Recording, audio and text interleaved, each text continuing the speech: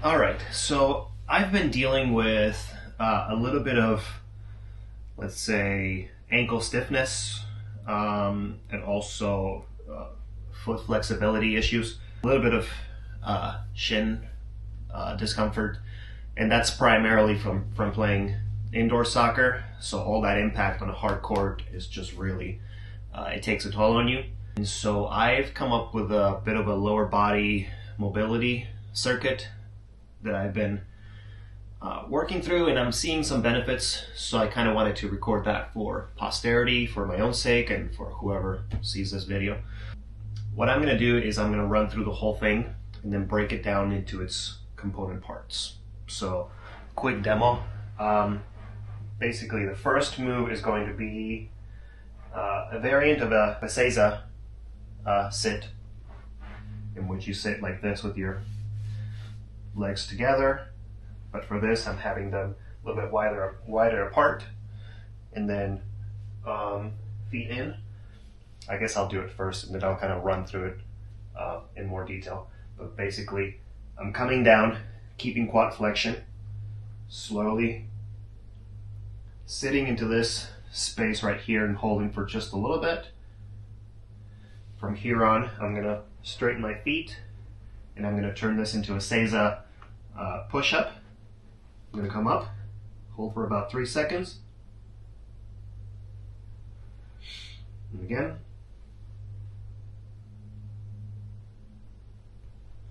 And again. Then widen my feet a little bit, and just like in the beginning, I'm going to come down with quad flexion, but this time I'm keeping dorsiflexion on my feet. Come down slowly, sit into that pocket of space and hold. And then from here, I'm going to sit into a squat and sort of play with different angles and positions that I can move into.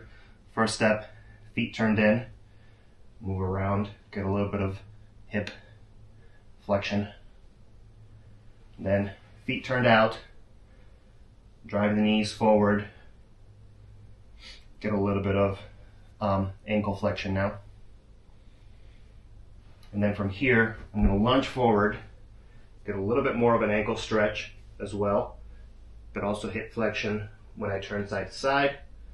I'm still getting dorsiflexion on the back of my foot. Come back in, switch. Same idea. Explore side to side. Come back.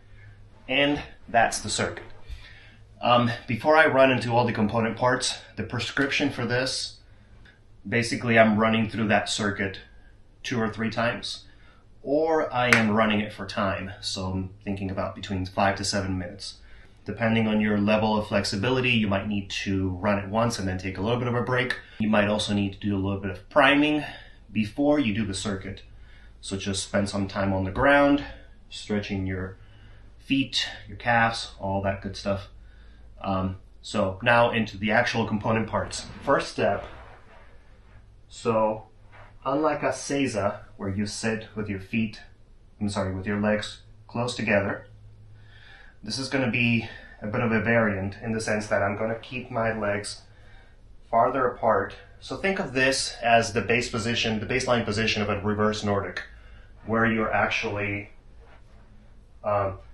coming down and your legs are wide enough that you can come down into this pocket of space. But what I'm going to do is I'm going to turn my feet in, legs wide enough that I can sit into that pocket, and rather than come down in the way that I would with a reverse Nordic, I'm just going to lean slightly back, just slightly back, and keep quad flexion all the way down. So this is an eccentric movement right here. And then I'm going to hold for just a little bit, just so I can get a nice stretch in this part of my foot. Then from here, I'm going to turn my feet in. Now I'm going to bring my legs closer in, more like a Seiza. But then from here, I'm going to take my hands and push down into the ground and drive up with my knees. So this is kind of like a Seiza push-up. And the way I do this is you push up and you hold for 3 seconds. Then come down. And I do this about 3 times.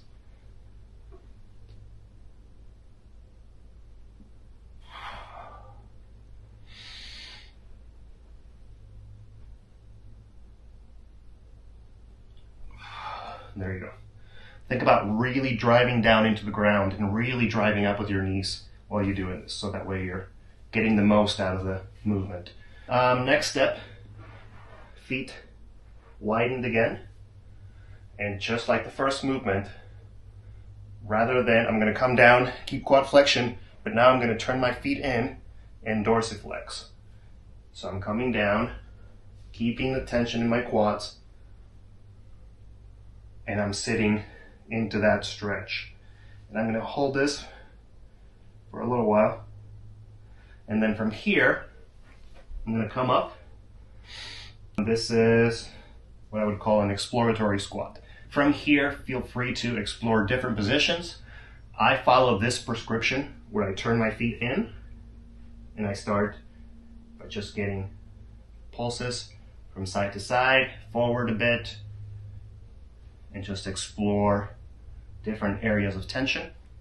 From there, I turn my feet out and then I do the same thing, trying to lean forward a little bit more. So I'm kind of driving the knee side to side, and this gives me a nice stretch through my toes, but also through my ankle as well. And again, once you find an area of tension, you just kind of hold it there for a little bit. You don't want to stretch through the pain, right? But if it's not painful, if it's just a little bit stiff, try to work through it. And then from there, I take one leg and lean forward. And the idea here is to just kind of take your body and your knee past your foot so that you can get a nice stretch in your ankle. And also explore pushing down into the ground with your foot and then turning side to side. Okay, and this is going to target your heel a little bit more, and you'll find some areas of tension that you weren't aware of before. And then once you find those, just kind of hold in that spot for a little bit. Same idea, switch legs, lean forward, drive down into the ground with your foot, and then turn side to side. Notice that I'm also keeping dorsiflexion in the back of my foot as I'm doing this. Okay, and then come up and you run it again. So that's one round. Again, you can do this about 2 to 3 rounds or do it for time. And again, depending on your ability, you might need to catch your breath, relax a little bit, reset, and then come back. But it's a great movement circuit for your feet, your heels, your ankles, your shins as well. I've also noticed that I'm also getting quad flexion. So the quad is interacting as well as you're coming down, keeping that contraction. So all in all, this is really, really good for your entire lower kinetic chain, also for your knees, because you have to think that if all of the muscles surrounding and interacting with your knees are in good health, your knee will also be in good health as well. So something to give it a try. If it works for you, great. It's working out for me, so I'm going to keep on trying it. If anybody tries this, let me know how you go at it, and if you have any comments, let me know.